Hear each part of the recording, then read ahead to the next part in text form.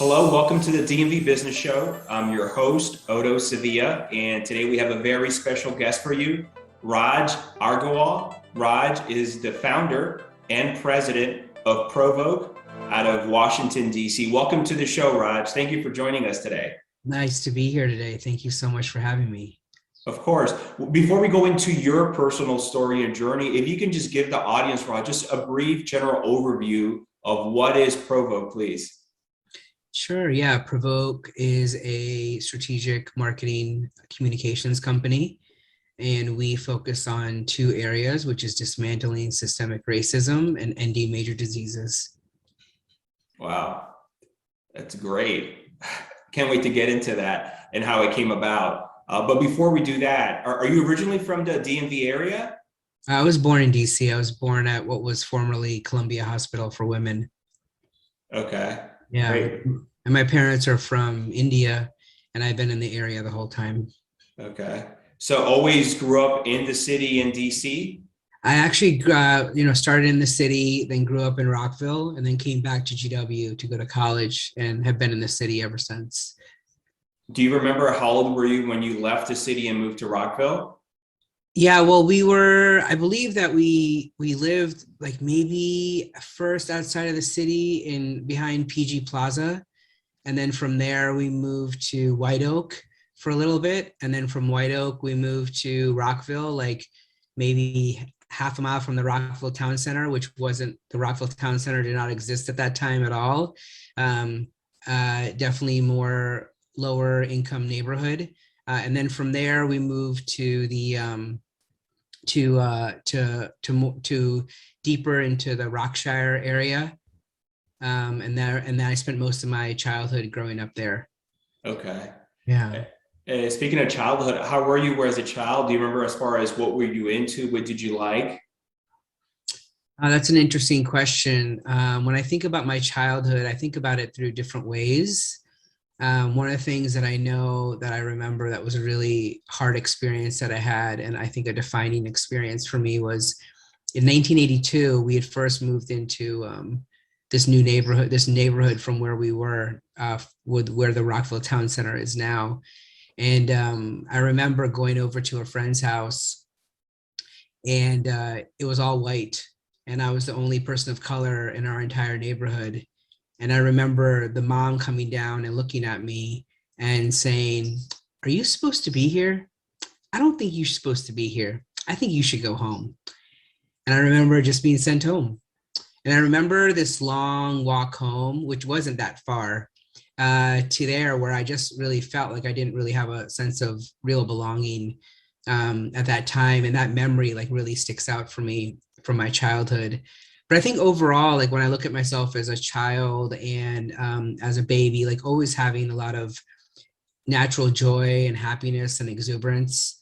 And so I feel I brought that to it, but I wasn't really like athletic or anything like that. I think that it was really interesting being an immigrant growing up in a community like Rockville, and particularly in the neighborhood I was where I went to school. I went to Falls Mead, and then I went to Robert Frost, and then I went to Wooten High School. And it was, it was like a middle class, slightly moving towards upper middle class, affluent neighborhood. And I was just having a real hard time keeping up with the Joneses, of like what it meant to be like, how do you dress and what do you do? My mom, like, no, she was the best. She is the best. In her opinion, she would take me to like Sears and get me the best stuff possible. But all of my people around me were going to Britches and getting like, $100, these rugby shirts. And I remember just getting one and it just not fitting the same or looking like everybody else's. But it had the same pattern. It had the same buttons, but not the same buttons. Like mine were plastic, theirs were rubber. And there were all these like distinctions about just what it meant to be like an immigrant family living in this becoming more affluent neighborhood and just really just trying to fit in the whole time. And I also remember like when I was in 7th grade, I one time walked out of this class, and it was like, we went to junior high school, 7th grade, and I walked out, and there was this kid, and he goes, "What'd you do? Get straight A's?"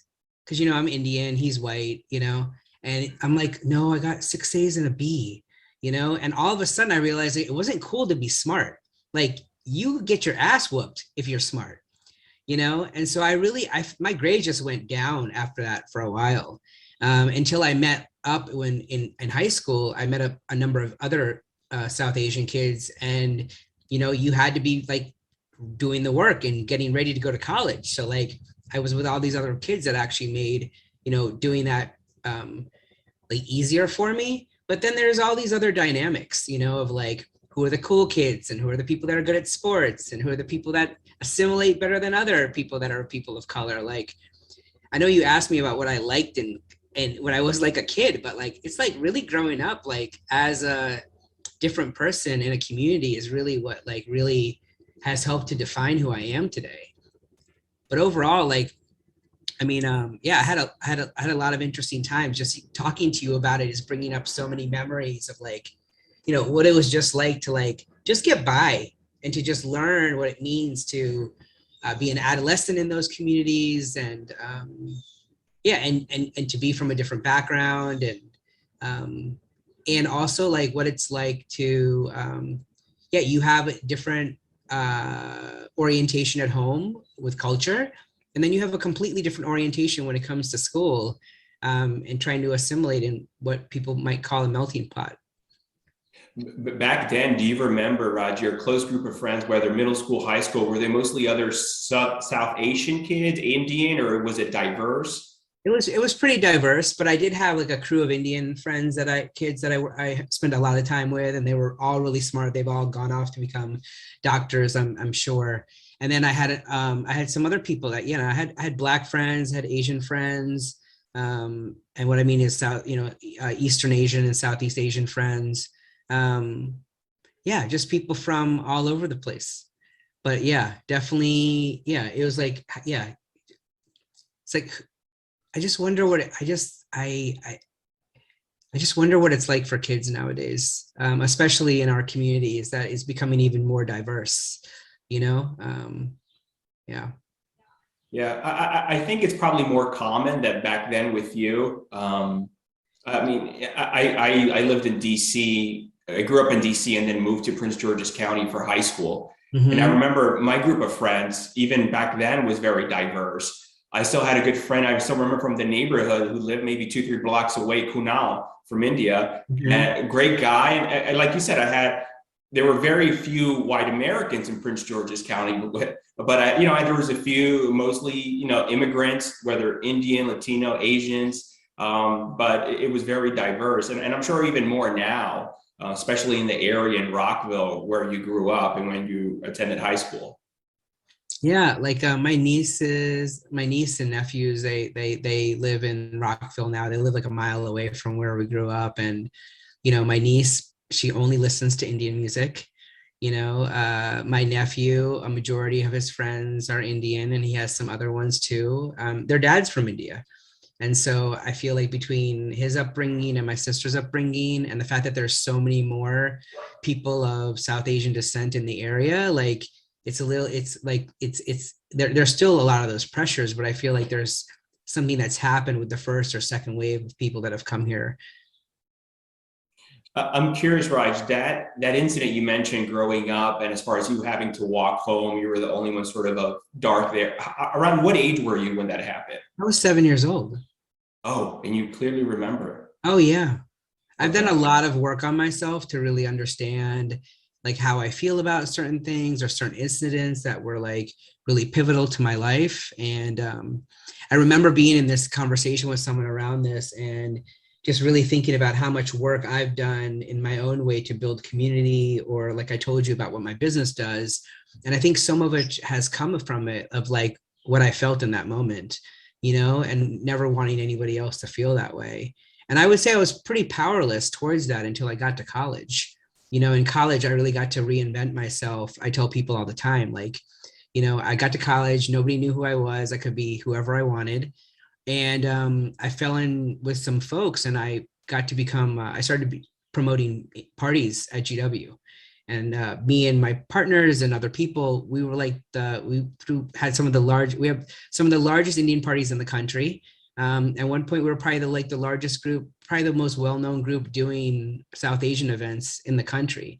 And even one point I went to India, and there was the event that we had started, me and a few friends, was on the cover of the Punjabi newspaper in India for what we had done in the US. And so I bring that up because, yeah, I feel like there's just things that I've done over time because of that have allowed me to create places that where people belong and people can come together and not feel like outcasts. I love that. Would you say, was that sort of your first entrepreneurial endeavor in GW, promoting those parties and growing? No, there were things before that and I can't really talk about them. Okay. Yeah. I understand. Okay. But you grew to a point that you said it was almost nationwide. And I mean, you were Well, obviously. people would come from all over the country to our parties Okay. in DC. Yeah. Okay. At one Okay. point, we threw an event. It was part of a GW event now called Bhangra Blowout. That's in its like 26th or 27th year, and we had over 10,000 people come to the old post office pavilion, which is unfortunately now the Trump Hotel. But yeah, we filled that place with 10,000 South Asians. It was pretty awesome. My parents showed up because they had never been to one of my events before, and there was a line down, Pennsylvania Avenue to get in. And my parents were like, "What are you doing? Like, what is happening here?" Like going to college. That's what I'm doing. Oh, you must have been the cool kid that are walking around campus in GW. I might have thought I was the cool kid, but yeah, it's like I think I learned then to just like, what does it mean to like, I don't know, create something, like do some work, I mean, I'm sure if you spoke to some of my friends, they could imitate who and how I would look like and what I acted like when at that time. But I think that, yeah, I did part of that stuff because I had an opportunity, but I also enjoyed being whatever that meant in that as a cool kid. But it was within a specific demographic, Sure. Yeah, I felt that way, and I tried, and I did other things too, to also try to be like whatever it meant to be kind of the cool kid or the kid that's at the top of the thing or the kid that made sure that these things weren't going to happen without him because he was the one running those things in the first place. Sure. Yeah. That's the best way to make sure. That's the best way to make sure you get invited to a party. Like, throw the fucking party. Like, I agree. Yeah. Besides majoring in party promotion, what was that? What was your actual major at GW? Yeah, my actual major at GW was chemistry. And Oh, so I have a degree in chemistry and then a minor in marketing. I got a scholarship to GW for studying chemistry. And then I lost it about 2.5 years in just because of I got really involved in smoking weed and psychedelics and other things like that were just way more important to me at the time than studying. Even though I tried to study a lot while I was there doing that. But one thing I was going to say about like the stuff that I did as an entrepreneur, I didn't realize till much later that my dad's an entrepreneur. That's what he does. So and it's in my family. And so in India they have a caste system, and they call it the baniya. And so those are just the merchants. And so for centuries, our family has been in the merchant business. So the minute I had an opportunity to sell something, I was like really easy for me to do because I've been watching my dad do it the whole time and it's in my blood. But yeah, anyways, yeah, I studied chemistry at GW. I have a degree in that, and then and also a minor in marketing. okay. Wow, that's great. So would you say growing up, I guess, in an entrepreneurial household, watching your father indirectly was obviously some effect in you, right? Yeah, I one of the things that I helped to co-found a organization in DC called Think Local First DC, and I started it with Andy Shalala from Busboys and Nizam Ali from Ben's Chili Bowl, a person named I can't remember her last name right now. Her first name was Kim, and she ran a yoga studio on U Street, and a number of other people. But we started it as a program of LEDC at the time, and many years later, we do an event every year called the Local First Awards, and my dad came to the event, and the mayor was there, and some other people were there. And I was like, and I spent 15 years until last summer on that board, doing that work as a volunteer, helping to create a better environment for DC local businesses. Really helping people to understand how they're our backbone of our community, and how they're not just businesses, but they are part of our vibrant ecosystem where we live, work, and play. And because DC has a lot of work to do on really making sure that our small businesses thrive in a way that we find in other places. But, but I realized when my dad was there at that event, I'm like, oh, why do I advocate for all of these entrepreneurs? And most of those businesses are small businesses. They're like restaurants and like mom and pop shops and local retail. And we started the Made in DC program. Like, we did all these things. And I'm like, why am I doing this? Well, I realized that it was because of my dad. Like, I knew what my dad saw. I knew what my dad struggled with. And, the city never really understood it. They just kind of take these things for granted. And so what does it really mean to make to make the ecosystem of small businesses more aware to people and see how they're there? I mean, no offense, I don't need another big box next to me.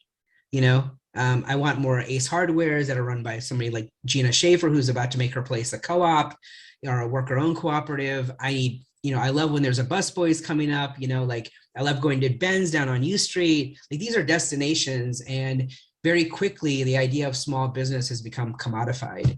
And people don't really understand that people like my dad, like, they're not in it to just make millions and billions of dollars and then sell their business and do this thing. They do it because it's what they know how to do. They enjoy doing it. It's their contribution to community, and it's the way they put food on table for their families. People come to me all the time and they're like, how do I start a business? And I'm like, do they need to write a business plan and get venture money and do all this stuff? I'm like, why don't you try one thing, sell it one time, see if someone wants to buy it, sell it a couple more times, and then figure out a business plan.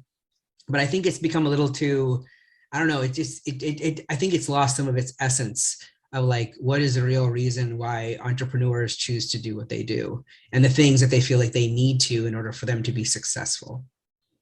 I agree, especially now in today's time with the media. All they portray is the latest round, or what round are you in and how much did you raise? And instead of just, like you said, sort of just grassroots and just bootstrapping it. And not to say there's nothing wrong with venture capital, or angel investing, but there are other ways.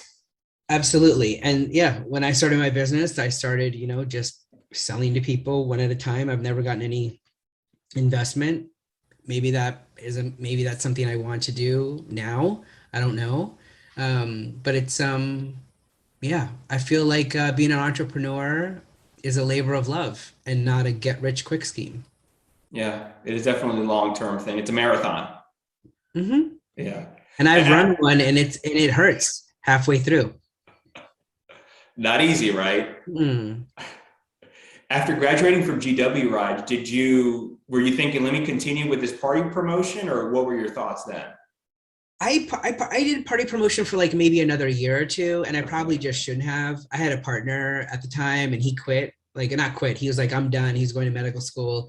And I was like, no, we have to keep on doing this. And I probably should have stopped after college, but I went on for another year or two. We did some really interesting stuff. One of the things we did, which was, I did two things. I continued doing some of the Indian stuff, but what I also did was I had some really good friends, my good friends, Sandeep and Rajiv, and they were like, why don't we start to do progressive trance parties? And so back then, electronic music was, at a different stage of where it is now. And we started throwing weekly parties at the place called The Cage, which is now the Black Cat on 14th Street. And every week, Sandeep and Rajiv were bringing in world-class DJs from around the world to DJ at this place. And then we threw like a big party at this, what's called Town now, but we threw a big rave there. And so it was really fun to like really use those same efforts, but for a more universal community than just the Indian community. And so, that was a lot of fun. We did that for a few years. And what made you then pivot from, I guess, entertainment into where you are today? I think that part of the time while I was doing all that, I was always designing the flyers. That was like a lot of fun. I could go and spend, I was on the college yearbook. And so I could spend a lot of time. I remember 12 hours a day. I was like so delighted about spending time on the computer, designing cool things for our parties, thinking about the party. So I think the design was also a way to really think about like what the vision was for what we were going to do, or what it was going to feel like, or how we would build up like, interest and hype around the event before it happened. And so I really enjoyed doing that. And so after college, during college, I interned at a local brokerage firm, Ferris Baker Watts. And then from there, I got a job there, and I was working there for maybe about a year or so. And in that time, all I could really hear to myself the whole time was, I'm going to start my own business. And so in 99, I started what's now Provoc, because I was like, I'm going to, I know how to do graphic design. There are so many small businesses and nonprofits in DC that have really, really bad design. It was a whole other world back then. I mean, use Photoshop, use InDesign. There wasn't like Fiverr and every single thing else you could do to like, have like a good visual aesthetic. And I teamed up with a local printer named Jack Taliani out in Alexandria, Virginia. He used to print. He's had a print shop for decades. Him and his brother. And so I was like, okay, I'm gonna do marketing for these businesses by designing stuff for them, and Jack's gonna print them, and we're gonna try to make something out of it. And so I did that for a couple of years with Jack, and then I went out on my own, and yeah, have been doing it pretty much ever since. So this is 99 when Provoc starts, right? Mm-hmm. And around how old are you here? I mean, I'm 24. Okay. And you're like, 24? Yeah, I'm 24. Wow. okay. And you decide to let's hang up the shingle. Let's go at it. You leave the bank you were in before, right? Yeah. Yep. Okay. That's a big step, Raj. Didn't really feel like a big step, it felt like Okay. a necessary step. And Yeah. your parents, I'm just curious, what were their Yeah. thoughts? I don't think that we had many thoughts at that time. I think like just because of like where I was really independent, we just weren't interacting in that way where they had an opinion about what I was doing. Mm-hmm. And if they did, I don't remember it, and I pushed it out of my head. But I think I told them that, yeah, I wanted to start my own business. So yeah, got incorporated in 99. Okay. And Mm. then as far as, you obviously you're a new business. So how do you go about, developing business? Well, what are you? Yeah, kind of the same way that I did party promoting or anything else that I've ever sold is I really just try to find, just went out and start talking to people, and just seeing what we can do. I think that there was definitely, so much of the early years where it was like, how can I like do this for as little as possible for people, because I wanted price to be part of the value proposition. And luckily have really learned that we're in a really different position now about what that means, and what does it mean to really value the work that we do out in the world. But yeah, just talking, I had a lot of friends from growing from GW and from throwing parties. And so letting them know what I was doing or what I was trying to do, I was always in the quote unquote in the hustle. Right. And so it's kind of like a mindset of what it means to like go out and talk to people about what you're doing. And then I think in some cases, I was often always thinking about what does it mean to work with people that I know a lot of other people. So if I did well with them, then maybe they'd introduce me to their friends. So referrals is like still like the key way for our business. And even back then, it was just like, who's gonna, who can introduce me to the next person about what else, what they might be looking for, or if we do good work for this person will see it, all that kind of stuff. Sure. So it wasn't necessarily more like cold calling or just door knocking. It's more just going into your network and tapping that in and growing from there. Yeah, I was going into my network, and then I went through my period of addiction, and I was like for about 8 or 9 months, I didn't work as much because I was just really focusing on recovery. And I did do some work at that time just to really, I did, because the work was really just a way to make sure that I just didn't relapse, honestly. And so one thing that I did was I moved into I found myself through a friend of mine going to this place called the Affinity Lab. And the Affinity Lab was above the diner in Adams Morgan. And it's the first co-working space in North America. So before there were any of these other places that claim that they do what they're doing, there was the Affinity Lab, and it was started by three friends from college. And I found myself going there, and we had an interview at that time in 2005 or 2006. We were interviewed by NPR. I remember that, by WAMU. And I remember saying that within like 6 months of me being there, and there were about maybe 20 entrepreneurs in there, that 60% of them had become my clients, you know? So yeah, what does it mean to be in a place, to develop connections, to, you know, to see what people need and try to provide a service for them.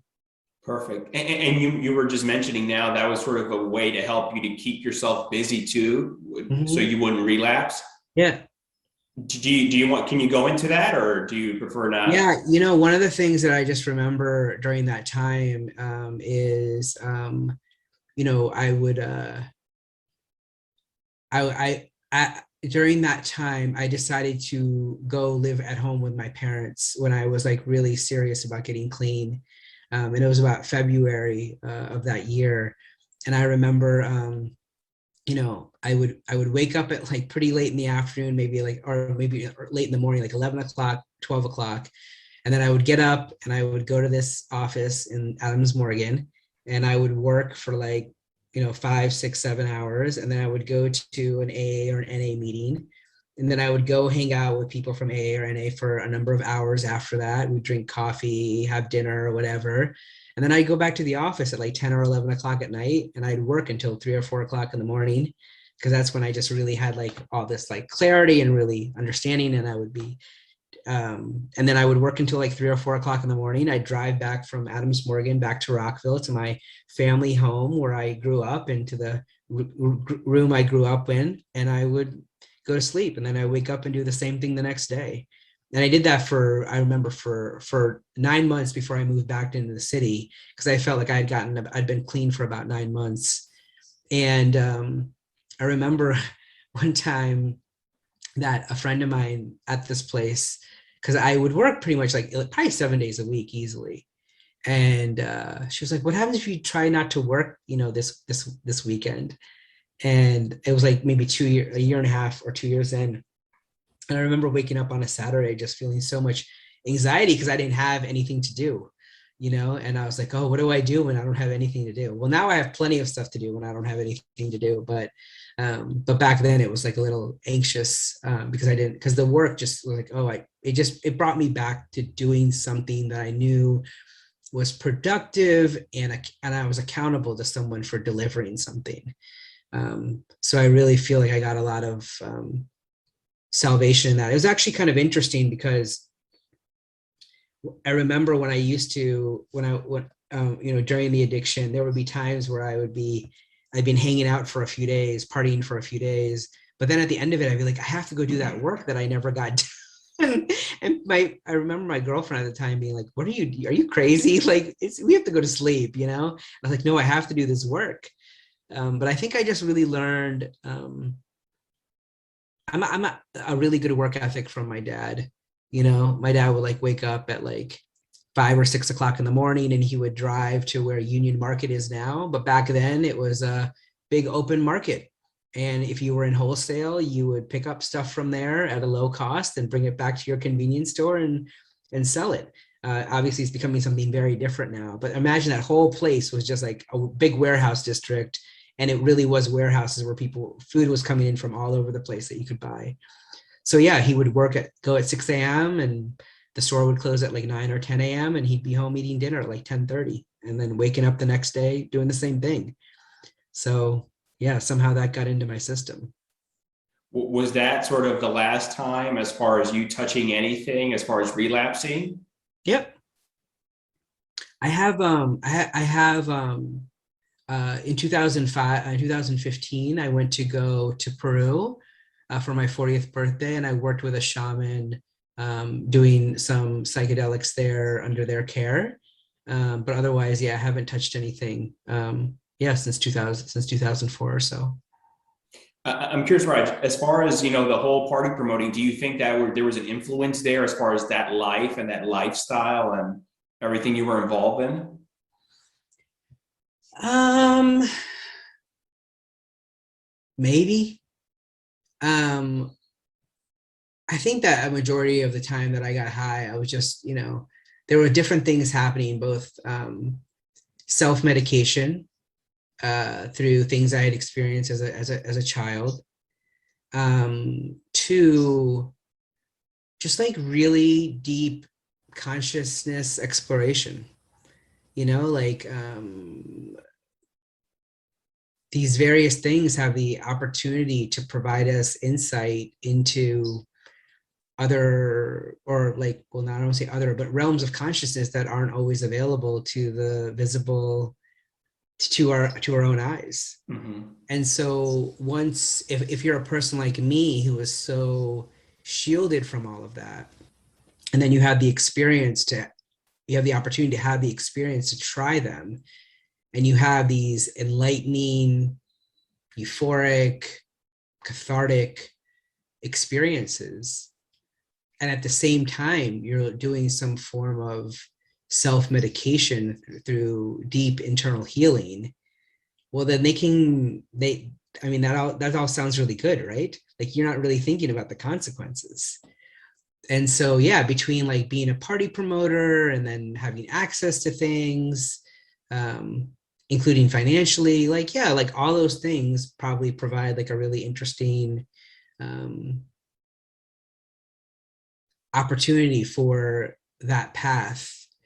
But, the path that I chose is entirely mine, and I take complete responsibility for it. So I try not to look at like, well, what caused it, but like, what was it about me that chose to do that? And I think that even right now, like, I can achieve states of consciousness that are even beyond what I experienced at that time, just through like being in this conversation with you, the work that we do on systemic racism. Like, I get to be with so many deep wisdom keepers that talk about things that I would have talked about 20 years ago, but they talk about it with so much more wisdom and depth and understanding, that like those things that I experienced at that time, they're not made up, they're very real. And I think that they're just really coming into society and consciousness more now in a way than they ever have before. Does that make sense what I'm saying? It does. Yes, it completely does. Okay. The other thing I really like to do is there's a band called Fish, and I've seen like over 200 shows, and I've gone to a majority of them sober. And I mean, the places where I can go and the places where they go with their music are just profound. I'm actually going to see Trey Anastasia, who's a lead singer from that band, tonight at the Anthem. So I'm really excited to see him tonight. So yeah, I think that one of the things that I want to say about all that is, in 2015, I was asked by WAMU to talk about my story of addiction, and it was the first time I ever spoke about it. And I found that publicly. And fascinating thing is, while I was being interviewed, my parents were with me, and my parents heard things that they had never heard before about that time in my life. And this thing that I've held shame on for so long, so I started to get released from the shame in the sharing of the story. And so like, I'm really public about like my addiction. It's like on my webpage, it's on my LinkedIn profile, it's on my, if you look at our website, it's linked into my bio. I find that the more that, anybody can release themselves from whatever shame they have, then whatever they think could be like their greatest like detriment becomes their greatest strength. And also I found that, I remember after telling the story, I felt so released. I actually physically felt taller. And I was walking down Constitution Avenue for this concert. It was also on my birthday, because I was like, this is a gift I'm going to give to myself to do this interview. I was walking down the Constitution Avenue, and I felt like I could go into any meeting anywhere, even if it was with President Obama, and have like the best meeting ever. because whatever I felt made me feel less than someone else had been washed away. I'm sure it was almost some type of freeing feeling. Mm-hmm. Right. And yeah, and then since then, I've been interviewed a number of times about that particular topic. And I find that every single time that I talk about it, I have even more freedom that comes from the understanding of what happened from the moment that I released myself from the first story. Yeah. Thank you for sharing that, Raj. Mm-hmm. Provoc, what it is today, didn't start off that way back in '99, correct? Well, Provoc was, we're doing marketing and graphics and printing for basically small businesses and nonprofits. And so there was some there definitely about, something mission driven there. But about 2003, 2004, again, as I was getting clean, I got introduced to a person. His name was Michael Margolis. And Michael is a world-renowned storyteller. And he introduced me to this concept of socially responsible businesses and this group called the Social Venture Network, which had been around since 1987. It was founded by a number of people, a guy named Josh Mailman and one of my spiritual teachers, and Wayne Silby, who started Calvert Impact Capital based in Bethesda, and Ram Das, who's one of my deep spiritual teachers. And they basically, these folks started like the socially responsible business movement in the US, and they became the Patagonias, the Ben and Jerry's, the Earthbound Farms. And when Michael introduced me to the Social Venture Network at the time, I tell people that it was what taught my heart how to sing. It's like I knew that my business was purpose-led, but I really didn't have a paradigm or a framework or a construct to understand how it actually could be business. And so the minute that I learned about these people and met these people, my life was completely transformed, because I'm like, I can really direct my business in this way. And I'm not just some crazy person who's just trying to save the world or something. And so that's what led me on this journey for the last 17 years. We're one of the first B Corps in the country. When we started Think Local First DC, it was all these businesses that we all love here in DC that also had that same belief. That's why they do what they do. They're outspoken in their work, and they're not ashamed of it. Ben's Chili Bowl, Black owned business on U Street. Main reason it didn't get burned down. They're proudly Black owned. Andy, he's just so clear in his conviction for progressive policies and for making sure that all people are free, and it's the biggest attractor to Busboys, which is the most diverse restaurant in the city. And it's all very purposeful. So yeah, what happened was that the minute I found out about that, I somehow got mixed in with all these folks in DC that were interested in doing the same thing. But one of the biggest challenges I had is I would go to conferences understanding about socially responsible businesses, but I had a real challenge trying to bring it back to help other people understand that there's a different way of being. It's kind of like, I don't know, maybe you've had this experience yourself where you go learn something and it's like the thing, and then you want to come back and tell other people about it, but through your filter, it's just not as powerful as the other person who told you about the thing. And so, yeah, that's just been a thing that we've been working on for some time. So once you change the focus of the business to that, let's call it a sector or niche, how did that change overall the business? Did you notice a shift as far as revenue, or I don't know how the team looked then to how it looks now? I think that even back then,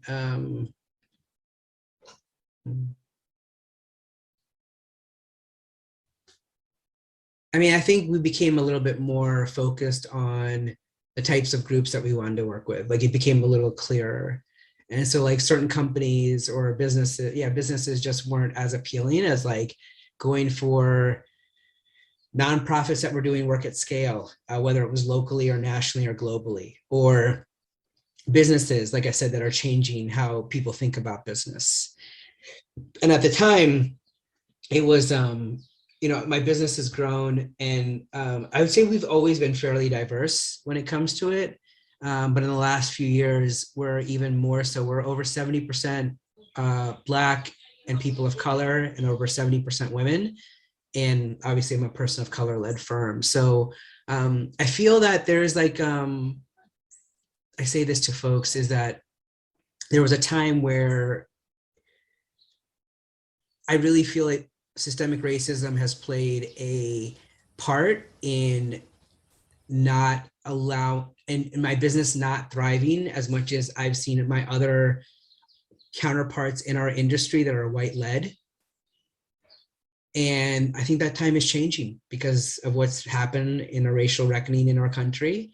And people really see how those biases have played into their decision making. And they're being even more considerate and conscious about where they shift power and resources.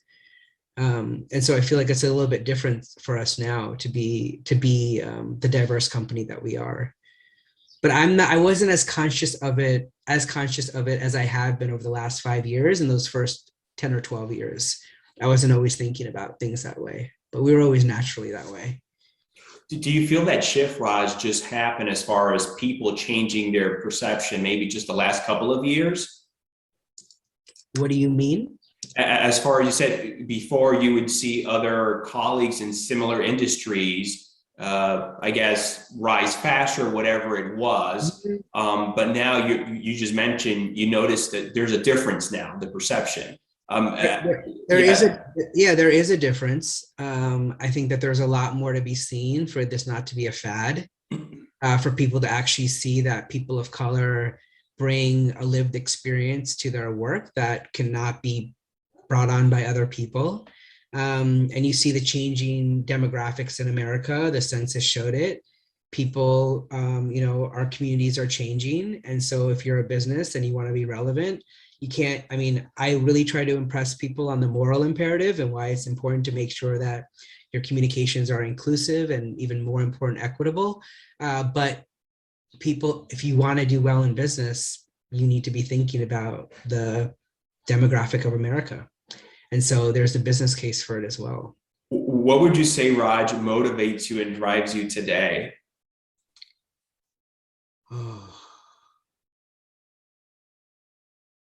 Yeah, nothing motivates me more than the fact that until all of us are free, none of us are free.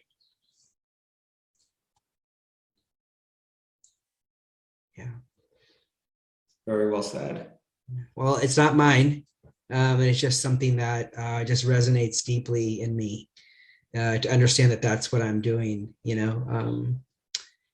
At the same time, one thing that's been really interesting to me is as I've gotten older and hopefully we'll be having a family soon,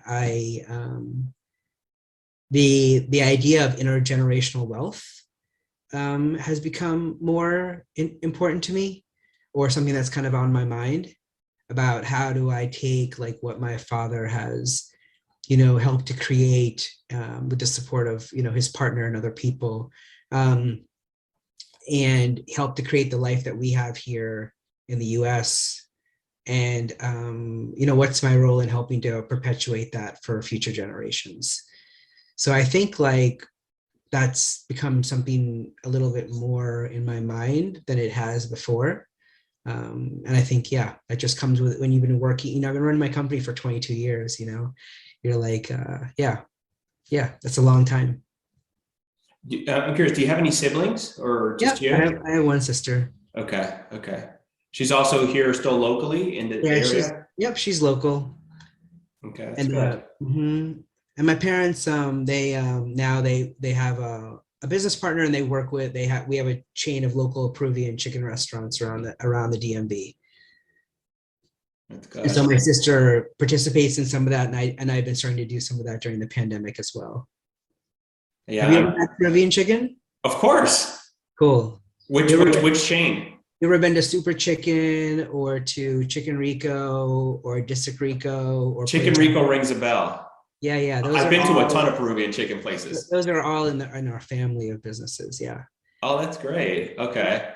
Before this, were there in the restaurant business prior to the Peruvian chicken? My parents were in the restaurant business 20 maybe 20 or 30 years ago. But between that and then they were, they had a convenience store in Rockville, and then they had a convenience store in DC. You just mentioned the pandemic now, Raj. I'm curious, has the pandemic at all impacted Provoc, and if so, how? Yeah, I mean, as far as the pandemic goes, I would say that, there was an initial fear that crept in, like most businesses, like, what are you going to do? And how is it going to impact our business? Hearing so many different things that could happen. And a lot of our projects really got pivoted. Nothing really got paused. Most things were pivoted because in the result of that.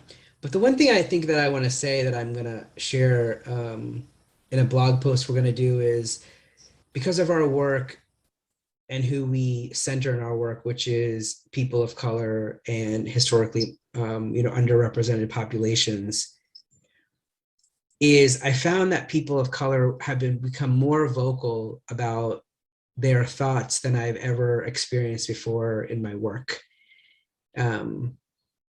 Because people said different things. And I feel like because of the tragedies that have happened over the last year and a half, people are more emboldened to speak up and share what they truthfully really think. So that's one thing where I think our business has changed. And I think so many of our clients are more open to things that we're trying to help them do or how we go about doing them. And we had a couple of employees that, they were working moms, and they were like, I can't work anymore. I need some time off. And so how do we as a small company adapt for that and make sure that their needs are met? It was really helpful to work on get the PPP money. That was really helpful. But also Think Local First and me, we helped to get 65 businesses PPP money, primarily for women and people of color. And we raised about $5 million for them in about 2.5 weeks. And so it was an opportunity for us to really think about our business, but also try to help out as many other businesses as possible. Wow, I love that. In just 2.5 weeks? Yeah, we worked with Congressional Bank, and they were our PPP lender, and we were able to process 65 loans just from our own. They were doing tons on their own, but we really helped to get to people that didn't feel like the PPP program was for them, and that bank didn't have a good banking relationship. We had to overcome all those hurdles, but we had a really good partner in Congressional that made it really easy for them. Right. With your experience working with all different types of organization and businesses, what advice would you give to someone if someone came up to you and said, Raj, I want to start up my business, whatever it is, whether selling a product, a service, what are a few pointers you would give that individual? Because I'm sure you've seen organizations and businesses fail, some become successful and thrive. And I'm sure there's a few things that stand out as far as what they did right compared to the others, right?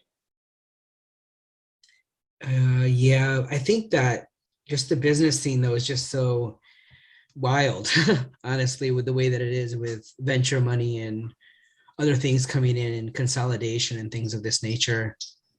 I mean,